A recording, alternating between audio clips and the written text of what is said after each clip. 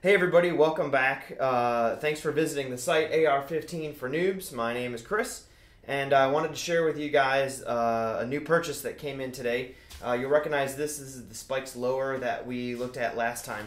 So I'm actually going to set that off to the side and show you this. This is a Magpul CTR stock and buffer tube kit that came in. So I actually got these from a vendor I found on gunbroker.com, and I was looking for specifically buffer tube assemblies, and when I contacted them to see if they also sold Magpul products, they did as well, so I decided to get it all from the same place.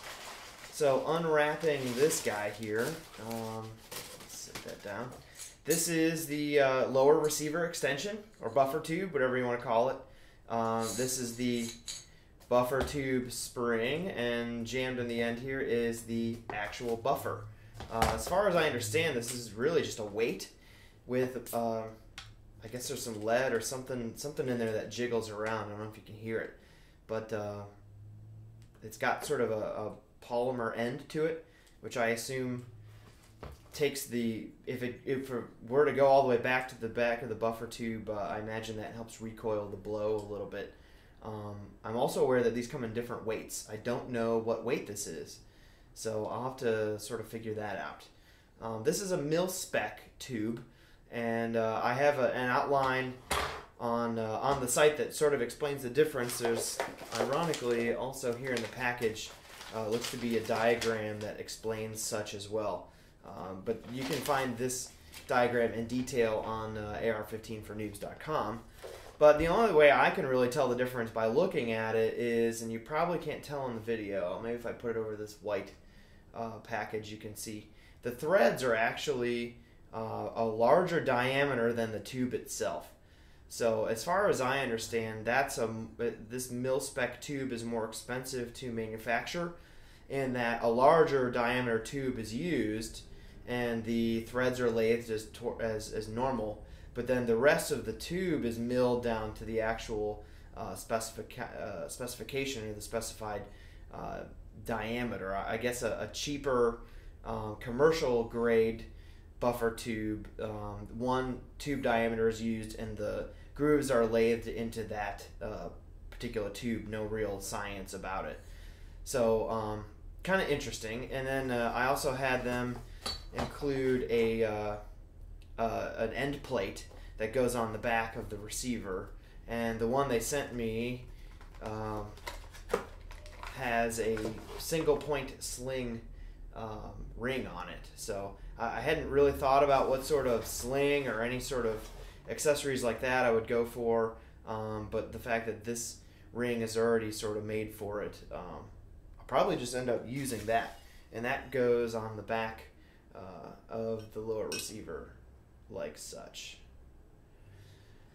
Anyway, so let's get to the actual stock. I'll set that aside. This is a black Magpul CTR, and of course it's made to the mil-spec specification so that it fits the diameter of this buffer tube. I'm putting that in the wrong way. And so I'm not going to go ahead and thread it all the way on, but it seems to fit pretty snug. And these two are definitely made for each other. This is the mil-spec stock and the mil-spec lower receiver extension or buffer tube. And I did a little research on stocks, and honestly this one, for one, looked cool.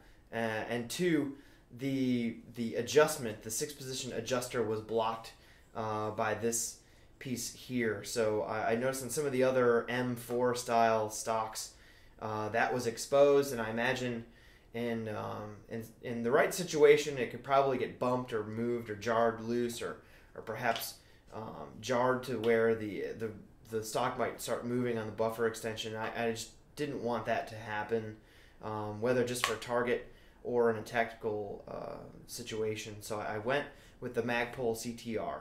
And so this it also came with a rubber stock. Or a rubber butt pad. I'm not sure if that's standard or not, but it definitely came with that. So I would say that, setting this aside, my lower is almost complete as far as parts go.